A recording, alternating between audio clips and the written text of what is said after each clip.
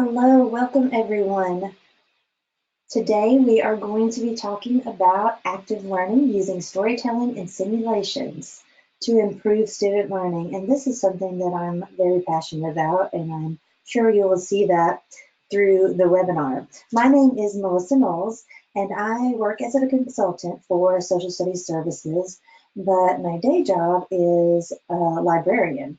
I've taught for 16 years, spanning all ages from K to 8, and I have worked with high school some uh, as a classroom teacher and as a library media specialist. So storytelling definitely hits home. However, I do see incredible value in simulations and how that impact those can have on student learning. So let's get started. So my first question for you guys, if you'll just post it in the chat box, and just whenever, I know sometimes it takes me a while to type and it's odd waiting a whole lot of time, so I'm just going to keep going if that's okay with you guys. But please answer this question. Are you currently using storytelling and or simulations in your classroom? You could even put some things that may have some reasons why you're not using them, or why you may focus more on your curriculum or your book, textbook. So let's just talk a little bit about what you're already doing with storytelling and simulations. If you'll post those in the chat box, and we will definitely come to them. I did add in right here a way to look at your responses, just another slide that talks about how currently we are using these things in our classroom. I learn from other teachers so much, and so it's always a good idea to discuss what we're already doing. Also helps me to guide the webinar as I was sort of gauging what you guys were teaching and how we needed to progress through this. So I will come if you guys have anything. I see we have Charles, and he's not using any storytelling or simulation currently, but the potential is there. I'm glad that you see that, Charles, and that is an excellent step. We get all different answers usually. Some are that they don't have the time. It's hard because it takes a lot of time, and that can be true.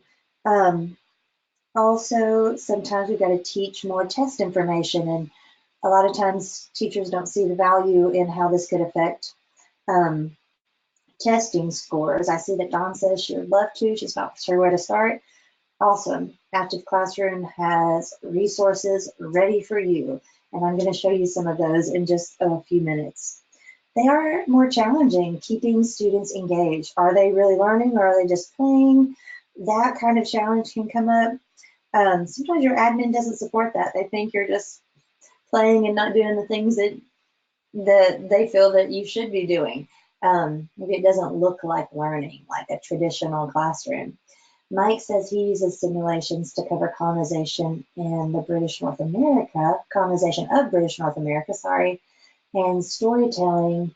Ooh, only short attention getting stories. I love that though. That's a great way to use storytelling and to grab your students and get them invested in the learning. Excellent. David tells and repeats the stories my social studies teacher told in your day. Oh, I love that. Yes, absolutely. Bring back what you know. In one of my third grade classes, long time ago when I taught third grade, we had a person come in. He was actually a junior high history teacher, and he told my kids that George Washington was a spy, and that hooked them. I had them for the rest of the unit. They were sucked in. They were so interested in George Washington being a spy. What? So sometimes those stories and through those things, that's what it takes. Samantha says her sixth grade team uses simulations when they teach the archaeology process in social studies. Awesome. Hands-on learning. We learned this. Could you imagine a science classroom without labs, without actually doing things, and it just being all book work? Social studies needs to be hands-on in doing too, and I love that you're using that with archaeology. Wow, in the last group, I felt like I had more negative things. In this group, I'm feeling more positive. That's awesome. Sometimes another couple of things that sometimes people say is that it's hard to let control go, and a lot of times in simulations and storytelling, you have to let students make their own decisions and see where that takes them. And sometimes they can be hard to assess. So I hope that I can bring a little bit more to what you're currently doing. I love all these positive things. So through storytelling and simulations, students can share their other people's experiences and also gain emotional attachment to other people's experiences. And we know with that passion comes great learning. And with that emotional investment in their learning, it sticks with them. I think of it as choose your own adventure with simulations. Students' choices decide the outcome. And I love that.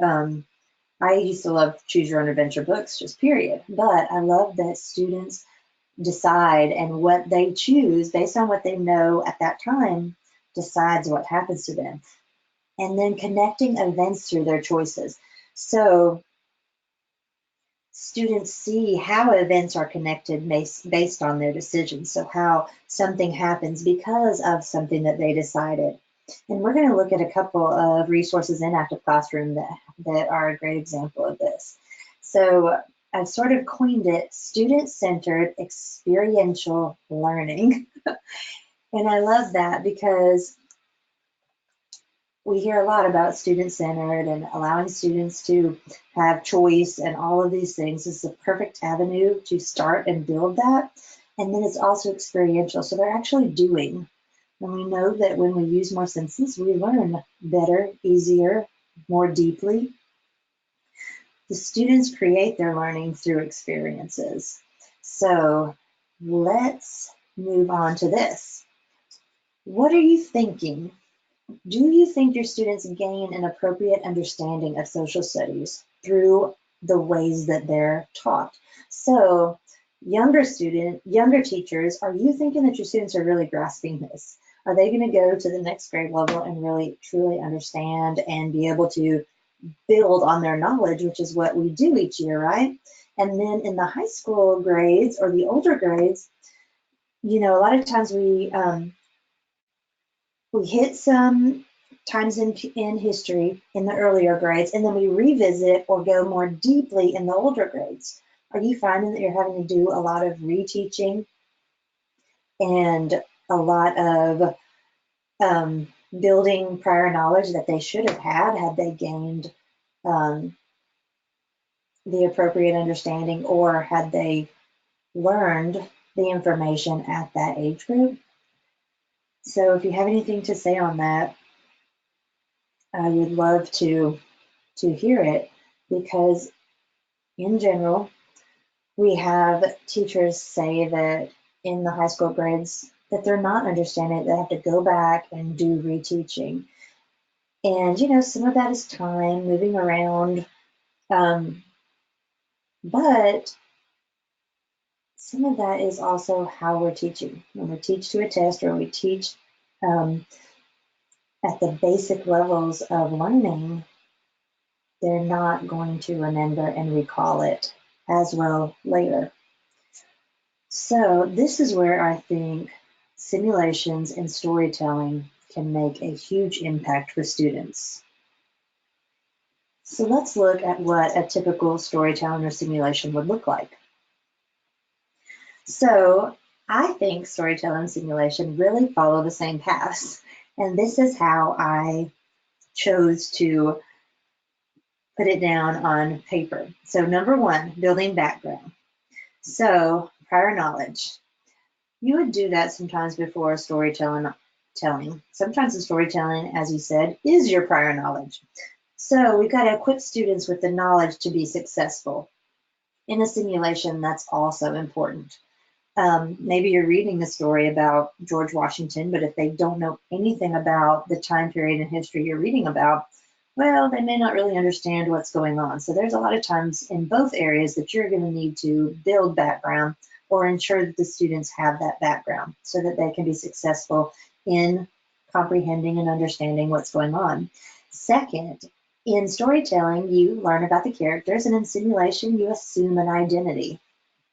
So the students understand their role or the role of others through the characters.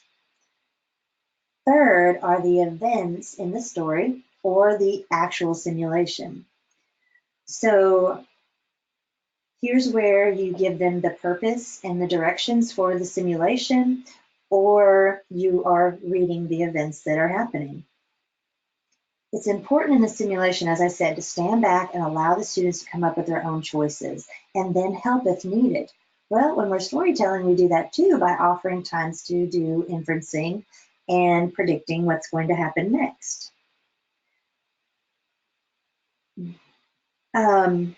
Students also need to debrief, whether you're reading aloud or whether you're doing a simulation. They need to analyze their actions or the actions of others.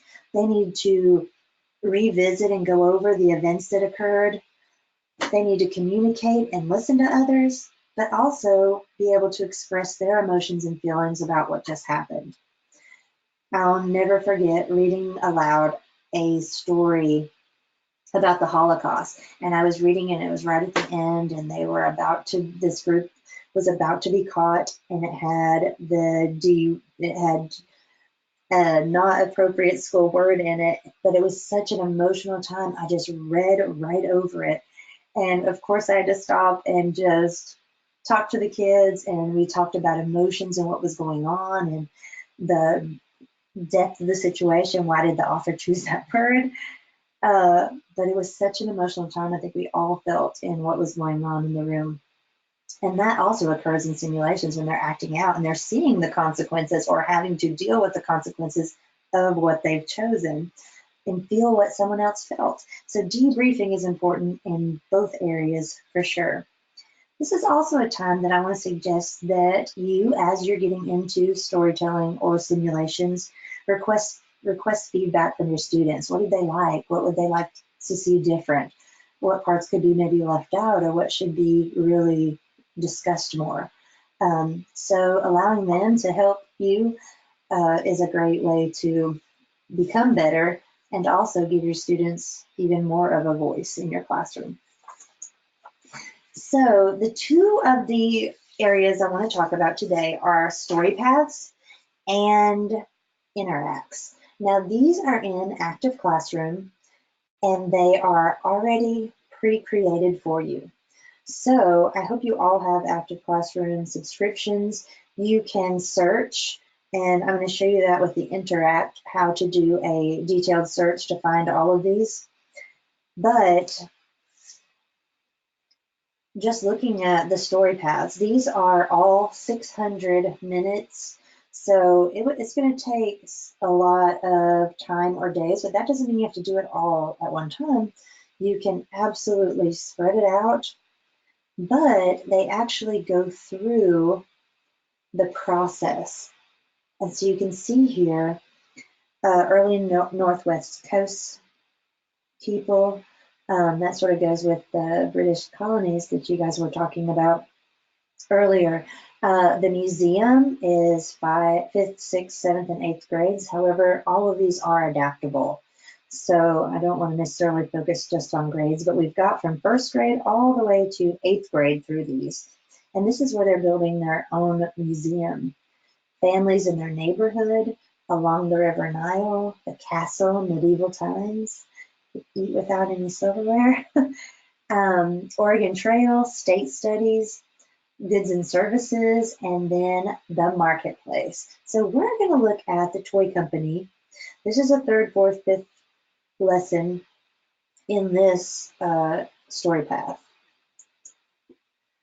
So when you select that particular story path, understanding the marketplace, the toy company, this is an excellent economic lesson, especially some of you guys that are teaching older grades, but may need some reteaching ideas because they didn't get it.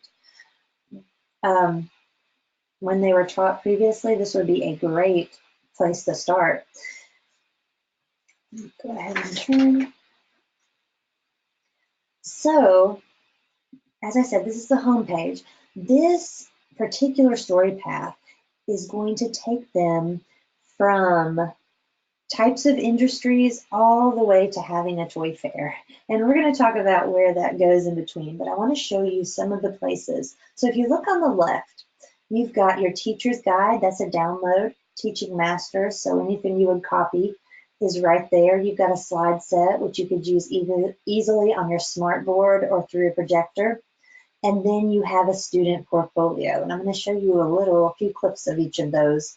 But I wanted to at least let you know that every resource, so getting started is very easy because everything is there for you. It really lays it out step by step. You have some readings and questions on the left here, and that is going to go along with your slides that are also provided. So you could do it however you wanted to. If you didn't want to have the students answering the questions here, you do not have to use that, but it's there for you if you want it. So they're going to learn about different types of industries. Then what does it take, what do toy companies do? And so that's going to talk about departments and jobs in the companies. Then we're going to go into running a business. Expenses and profits are going to be discussed here. So you can see you're going to hear a lot of vocabulary through this that you would definitely get in higher level courses too. My brain is not letting me think of one right now, but it will come. Then we're going to plan the product. So what does a company need to be considering in planning? So you're actually going to look at data of what kids want and all of these things that a company would use in order to determine what products they put out there. Then we're going to talk about the toy inventor's job and developing a prototype of a toy. They're going to design and discuss pricing. How do you price the toy? Then, of course, there's testing. You have to test the product. Manufacturing, the assembly lines, the people and the parts that it actually goes through to become a full product. You're even going into marketing, advertising, and then a toy fair, which is what they would have at the end, and your students could actually have their own toy fair. So let me go ahead. If you were to click, what do toy companies do? You can see right there that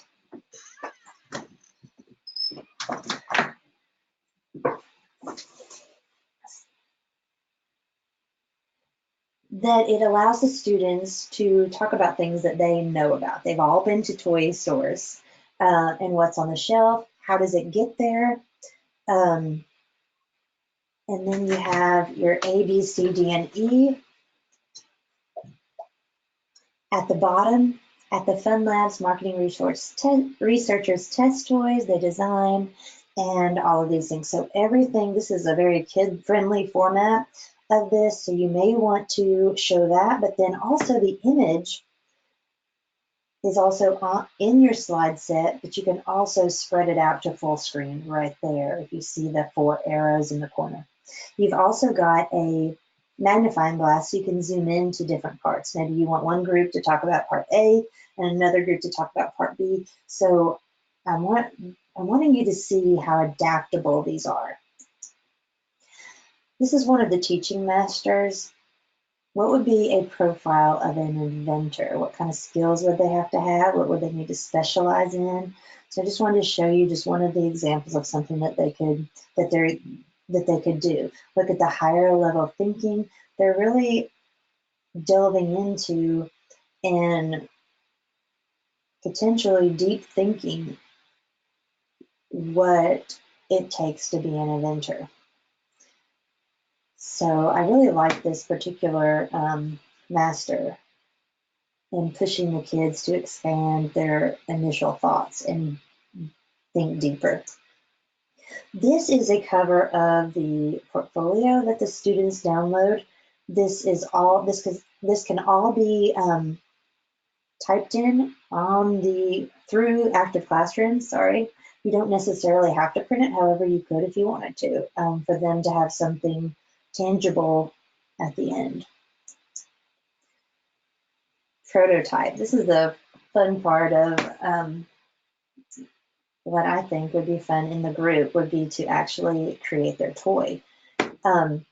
So you can see that they've got some discussion questions here, and how they're going to present what they designed. Then you also have a rubric at the bottom, which I like, for the students to actually even grade each other. So that's one way to get some assessments, but more importantly, in my opinion, is for the students to see what you need to do when you do public speaking. So you've got a lot of different areas represented in this one story path. This is an example of one of the slides, and this was the prototype slide. And I love that it includes questioning along with the diagram. What kinds of details does a design drawing for a new toy need to include? So they're having to use the image to determine what are the details. We also have some excellent reading that they can do. This is great for struggling readers, or if you just wanted something short, it's a good nonfiction text. So they could highlight information, main ideas, and the question at the bottom says, what is the role of children in the success of a toy? Do they know that they have a say and that they are a part of whether a toy makes it or not? So I thought that was interesting. This is another quick slide that just talks about how things are manufactured. And there's a lot of great YouTube videos that you could pull up too on how things are made, so that they can see the process that goes into creating or designing the actual toy or design or item. And then the toy fair at the end, I love. So it talks about trade shows, buyers promoting the toy using their marketing and their advertising. And it also has an invitation that you could have your own trade show or a toy fair. So I love that part at the end. The students could do that for the whole school, and they could even have younger grades test out their toy, or maybe even digitally present to younger grades to see what they think. So I think this could be an excellent way to really get into the economics of how things are made, why they're chosen. And as I said, everything is there for you, built into Active Classroom. So I hope that you liked that one particular Storypath. Storypath, sorry. Now I want you to move on into Interact simulations. So you can see that before I move on, that the Storypath was, in my opinion, a simulation and also following the path of that event, because they did act as designers and act as they would have to go through their marketing, analyze, cost and things through that. So it's sort of, in my opinion, both. So if you're in Active Classroom and you want to search a particular type of activity, if you go into the advanced search on the right side of your screen, you have a drop-down box that allows you to choose the activity, and you can see that I've got an orange circle around Interact Simulations. So when I choose that, let's see if I can, nope, I took it off. I didn't have it, but all the list of the different interacts would come up. Now there's 3 pages of interacts. There's a lot of them. These are going to be in various time amounts, not just all 600 like the Storypath. Also, they range all the way up and all the way down. So you are going to get an excellent choice of simulations. However, as I said, please know that they can be adapted and used at any grade. This one is Pilgrims that I wanted to show you about because Thanksgiving is coming up. And just real quick, because I know I'm running a little bit short, this one does not have as many items. So your teacher's guide, because this is a simulation where the students are doing and creating on their own, the teacher's guide is your best friend. So the pilgrims, we've got a sort of just a little introduction on this page, and then you would proceed to follow the teacher's guide, in order to proceed with the actual simulation. So I went ahead and did a screenshot just to see what the students are going to gain from this. So the differences between separatists and pilgrims, why they came, the hardships, difficulties, the first Thanksgiving, and then what happened. And that's all the knowledge part. Then they separate it into feelings. Appreciation for the difficulties, uncertainty as decisions are made, helplessness when disease strikes. All of these things are also going to be writing, having laws, decision making, and working cooperatively. So throughout this interact, they are going to begin with the story of the pilgrims. So you're building that background. They need to select a site where to land using the same information the pilgrims have. So they're not really competing against each other in groups. They're really competing during this interact against the original pilgrims. Can they have a better fate or, have more success? So then they board a ship after they've selected their site. They get a 6-foot by 3-foot rectangle, which is the same space given to the pilgrims. So you can see that they're really getting to live what the pilgrims went through. They create their laws, they work in their colony, they have to overcome hardships, and those are with fate cards. So they have the colonial fate, which is based on the time of year they settled, then the pilgrim log, which I posted here. So based on their hard work in the logs, that is going to determine what happens to them. So the better entries, the better fate that they have.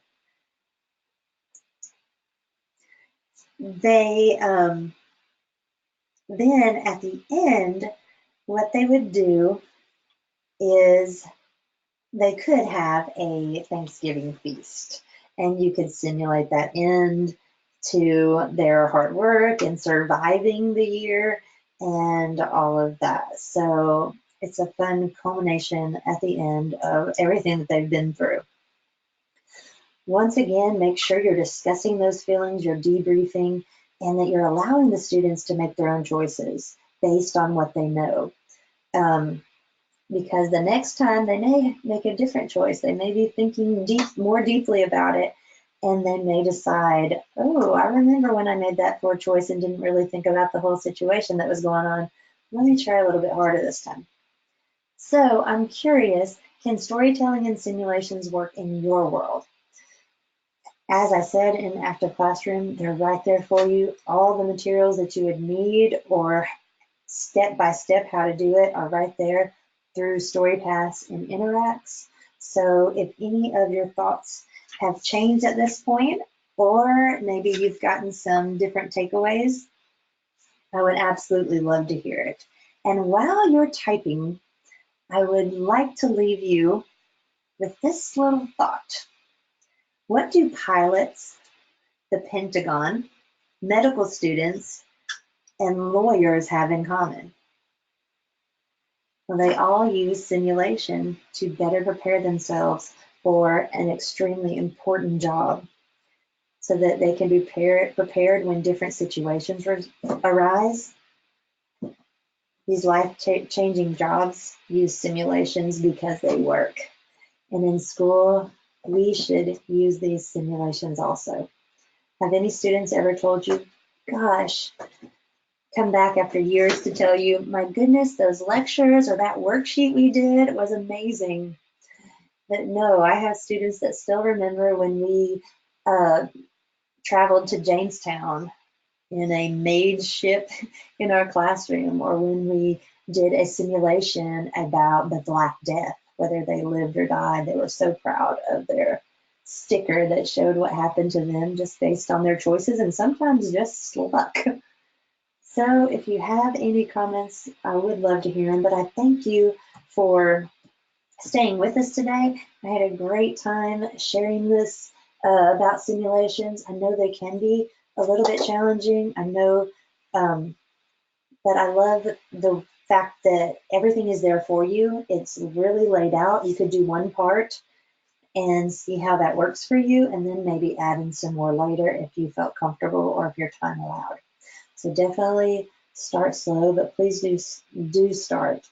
And I enjoyed again talking with you. There will be a little questionnaire at the end that will pop up, but I'll go ahead and leave you. So I don't think we have any comments. If you have any information, please email tgothard@socialstudies.com for any questions or any concerns that you have, or maybe you have some ideas for some new and exciting simulations or story paths. Anyway, I hope you have a great week, and goodbye for now.